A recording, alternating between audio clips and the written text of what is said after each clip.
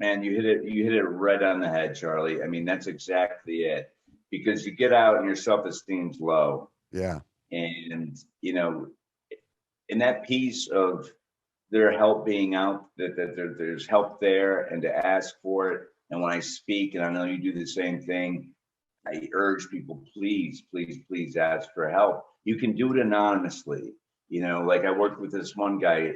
Yeah, he was a trader on Wall Street, almost hit rock bottom, didn't have to hit rock bottom. And he said, thank God I asked for help because there's so much stigma still, especially I mean, it's everywhere in any job, with your coworkers or your bosses. But, doctors and professionals, it's even, I find it to be even higher. And if you don't ask for help, you're, man, because as you said, the help is there and you can be quiet about it. And that's what we do as humans. I all the jobs that I've had in my life uh, don't even come close to the feeling of helping somebody. And I'm not perfect at it. And I'm not saying it in that way. It's just that anybody knows that. Even when I talk to my son who's 15, we talk about that. Like what really brings you joy in life. Like I'll see him help his friends, or his friends will help him with something. And I'll say, well, how did that feel? It felt great. That's our human connection. That's all we have. Otherwise, we're just these robots walking around, feeling alone. Um, Yeah, you and really are. And thank you for that. That's to me, that's the important element to when you can flip this on its head, because what you're really doing is by asking for help and allowing somebody to help you, you're giving someone a gift. I mean, I forever, you know, will take these opportunities for people to help me, and I want to push it away. And I've got this somehow, meaning I'm strong enough. And really, not only don't I need to be strong enough, I'm denying another human being the opportunity to feel something wonderful. How wonderful it absolutely. feels for me, how wonderful it feels for you. And really, by asking for help and allowing another person to come into our lives, we're giving them a gift and allowing them to feel good. And that really, when you think about it, is the whole thing. Because now you take the emphasis off of you and what you can get, and you give that away, and asking for help really starts to be a lot easier. Right. And in line with that, I believe in the butterfly effect. And you know, you're right. You have to give. You can't steal somebody's opportunity to do something nice for someone else. Because now you're getting in the way of their journey. You're getting in the way of their happiness. And no matter what, when you do that, it's bringing people together. I had one of my best friends is Kenny Robinson. He and I met in prison. He started Freedom Fighting Missionaries, which is a 501c3. Unbelievable, but it's all about helping the formerly incarcerated. He's out of Charlotte, and I do some work with him in New York City for Freedom Fighting Missionaries. And he, black guy, uh, clearly I'm a white guy, and in prison, races are separated almost 98% of the time. Well, he and I somehow bucked the system and became really good friends and would walk the yard for hours and hours. He and I got out of prison right around the same time. He was doing 10 years for one bank robbery, which frankly, I don't even believe he was guilty. Uh, and he had a hung jury, so mistrial, and then they retried him. So he got 10 years, and I got 5.5 for 6 robberies.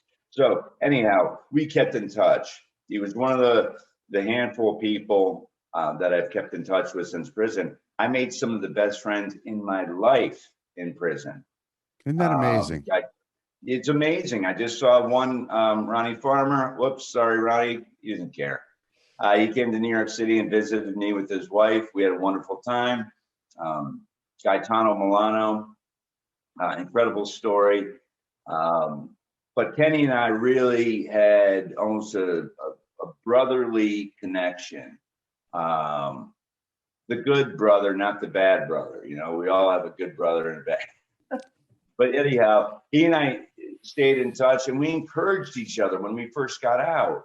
And if he was feeling down, you know, we would talk about what do we want to do. You know, we have to make a living, but what do we really want to do?